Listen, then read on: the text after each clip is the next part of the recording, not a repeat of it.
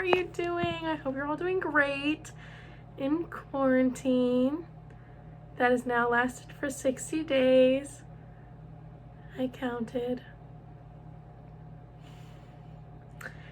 Anyway, in these 60 days, I've learned a lot about my family.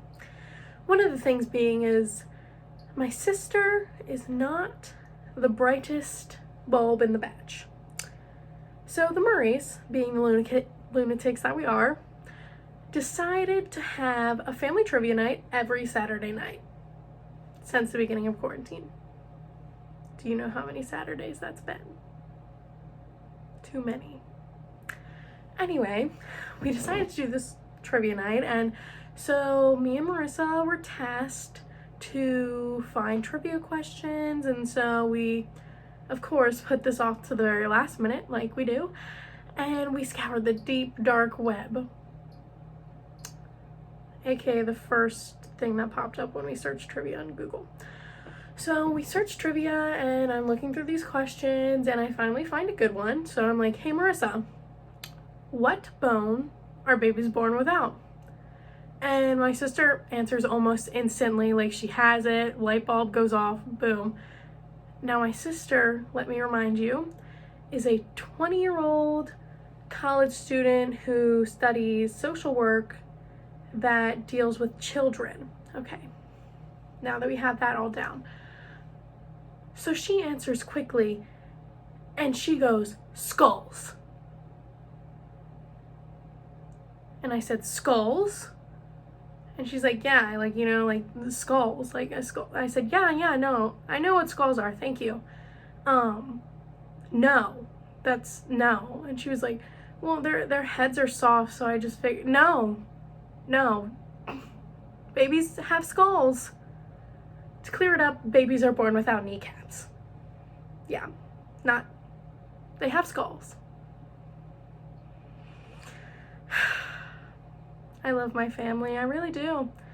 But it's been very hard to be stuck with them in this quarantine. My dad and my sister are the ones I'm trapped with.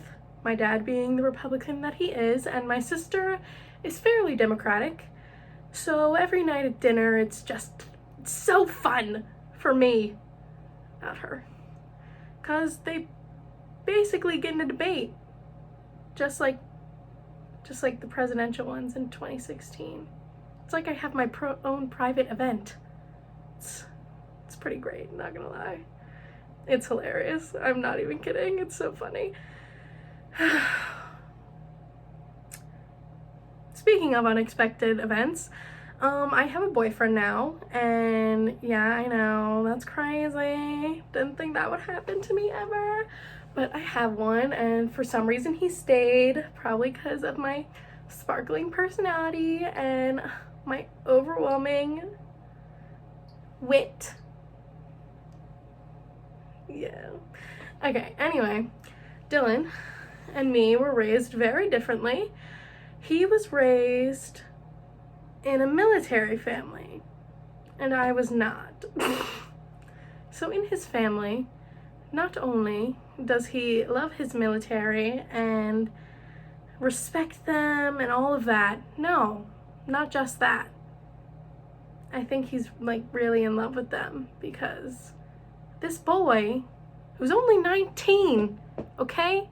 Only 19, hasn't gone in yet, hasn't been in war.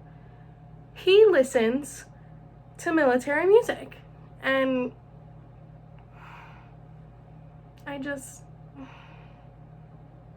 what an oopsie on me, honestly. What a silly thing for me to do. How dare I put myself through listening to the Armed Forces and Drunken Sailor every time we get in the car. Like, that's my fault. Like, that's definitely my fault. Moral of the story, if you don't want to be haunted by military songs at 2 a.m. in your nightmares, don't fall in love with an ROTC boy. Just don't. Like, it's a mistake. Just don't do it. Like, from me, don't just.